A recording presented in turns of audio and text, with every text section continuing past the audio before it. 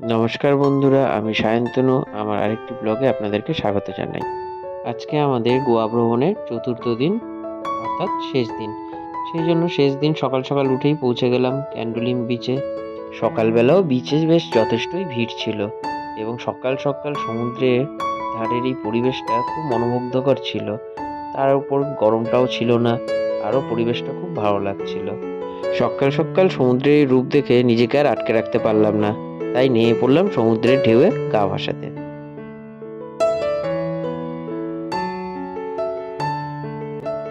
সমুদ্রের জলে বেশ অনেকক্ষণ স্নান করার পরেই উঠে ফ্রেশ হয়ে আমরা বেরিয়ে পড়লাম ঘুরতে।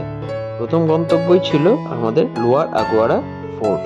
এই লোয়ার আগুয়ারা ফোর্টটি সিংকুরিম বিচের পাশেই অবস্থিত। আমরা অনেক সকাল সকাল গেছিলাম বলেই জায়গাটি খুব ফাঁকাই ছিল, সেভাবে কোনো লোকজন ছিল না। আমরা এখানে গিয়ে পৌঁছেছিলাম প্রায় সকাল 7:30 নাগাদ।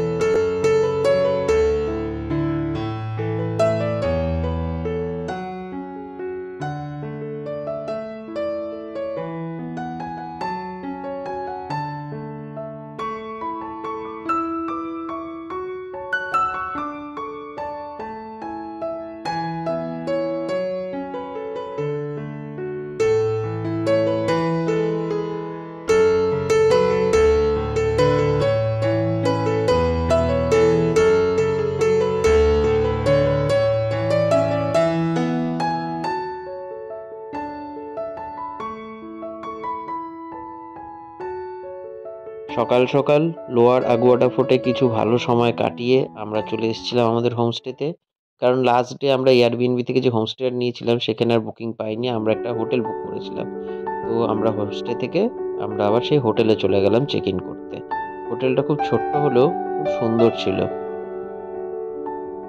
হোটেলটা ছিল ক্যান্ডোলিম বিচের একদম পাশেই। হোটেল থেকে বিচ ছিল হাঁটা পথে 2 মিনিটের মতন। আমরা হোটেলটা যাওয়ার আগেই বুক করে রেখেছিলাম মেক মাই ট্রিপ থেকে, যেহেতু এয়ারবিএনবিতে লাস্ট ডেতে বুকিং পাইনি, সেই জন্য হোটেলটা বুক করে রেখেছিলাম।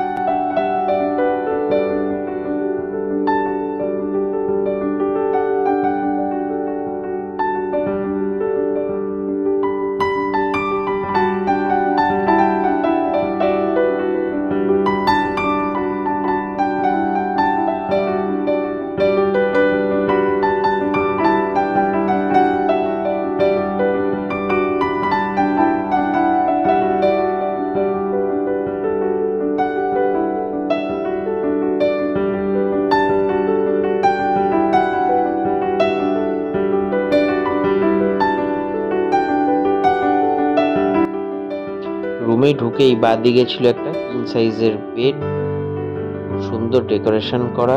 এছাড়া এদিকে ছিল একটা আলমারি মতন, এখানে জামা কাপড় রাখতে পারবেন।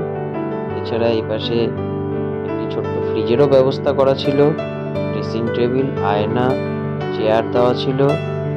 এক কথায় হোটেলটা ছোট্টর মধ্যে খুব সুন্দর ছিল এবং হোটেলের লোকজনেরও ব্যবহার খুব ভালোই ছিল। তারপরে আমরা রেডি হয়ে স্কুটি নিয়ে ঘুরতে বেরিয়ে পড়লাম। আজকে আমাদের গন্তব্য ছিল মরজিম, অশ্বিন, ম্যান্ড্রিম এবং আরাম্বল বিচ। এই বিচগুলো সবই বাগা বা কালাঙ্গুট থেকে মোটামুটি 25 থেকে 30 কিলোমিটার ডিস্টেন্স, যা আপনাদের আসতে প্রায় 1 ঘন্টার কাছাকাছি সময় লাগবে। তবে এই বিচগুলো বাগা বা কালাঙ্গুটের মতন অতটা ভিড় নেই, অনেকটাই ফাঁকা ফাঁকা। যদি নির্জনে কিছু সময় কাটাতে চান তবে অবশ্যই আপনাদেরকে এই বিচগুলো ঘুরে দেখতেই হবে।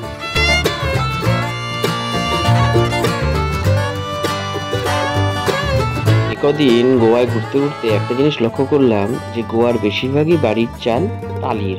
হয়তো অতিরিক্ত গরম থেকে রক্ষা পাওয়ার জন্যই এই ব্যবস্থা করা, কিন্তু দেখতে বেশ ভালোই লাগে। তারপর আমরা পৌঁছে গেলাম মরজিম বিচে। এখানে স্কুটি সেরকম পার্কিং বলতে কিছু ছিল না, স্কুটি রেখেই আমরা চলে আসলাম বিচের কাছে।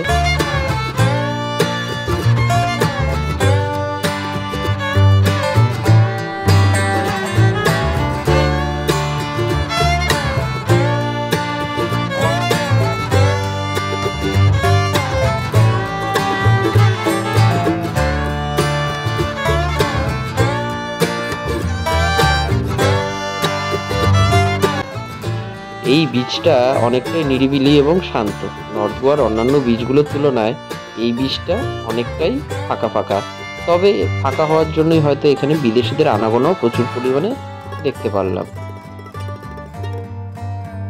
তারপর নিরিবিলিতে কিছুক্ষণ সময় কাটিয়ে আমরা রওনা দিলাম ওয়াশরুম বিচের উদ্দেশ্যে। ওয়াশরুম বিচটা খুব একটা বেশি দূরে না, কিছুটা গিয়েই বাঁ দিক দিয়ে নেমে যেতে হয়।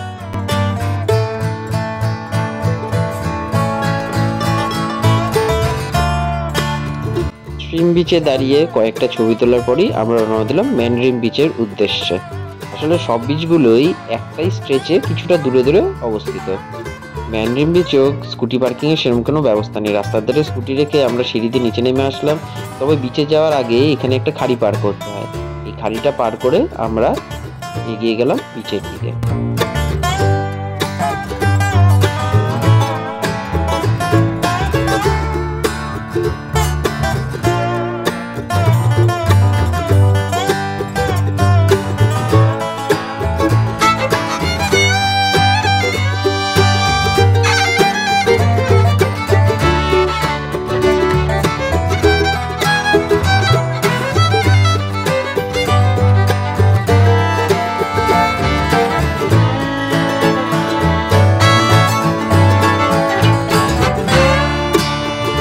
ম্যানড্রিম বিচের পরেই আমাদের নেক্সট ডেস্টিনেশন ছিল আরাম্বল বিচ। এখানে স্কুটি পার্কিং এর খুব সুন্দর ব্যবস্থা ছিল।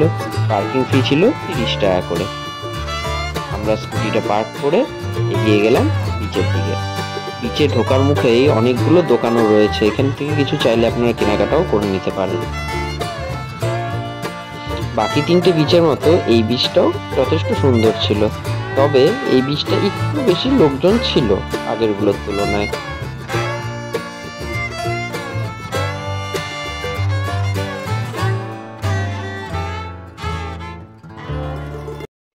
এই বিচটা কিন্তু প্রচুর ঝিনুক ছিল, প্রত্যেকটা ঢেউয়ের সাথে প্রচুর পরিমাণে ঝিনুক তীরের দিকে চলে আসছিল। সুন্দর একটা দিন কাটিয়ে তারপরে আমরা রওনা দিলাম আবার আমাদের হোটেলের উদ্দেশ্যে, কারণ এটাই ছিল আমাদের লাস্ট ডে। এরপরেই আমাদের বাড়ি ফেরার পালা। গোয়ার সুন্দর আঁকাবাঁকা রাস্তা দিয়ে সুন্দর একটা সানসেট দেখতে দেখতে এক ঝাঁক সুন্দর স্মৃতি সাথে নিয়ে আমরা রওনা দিলাম আমাদের হোটেলের উদ্দেশ্যে। এই সূর্যাস্তের সাথে সাথেই আমাদের গোয়া ভ্রমণেরও অধ্যায় শেষ হলো।